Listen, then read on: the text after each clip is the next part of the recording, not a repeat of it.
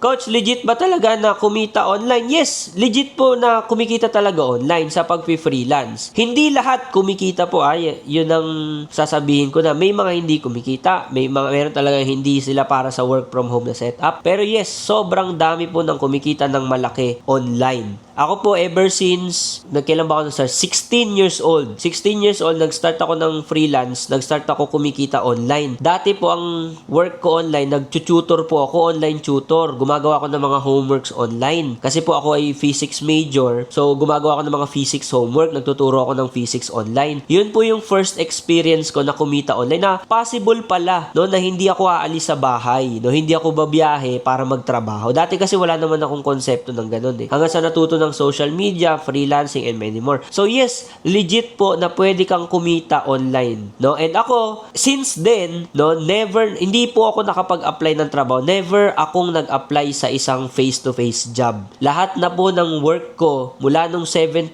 ako up until today, 16, no? Mula nung 16 po ako up until today, lahat na po na yun ay puro work from home. Lahat na po ay related online.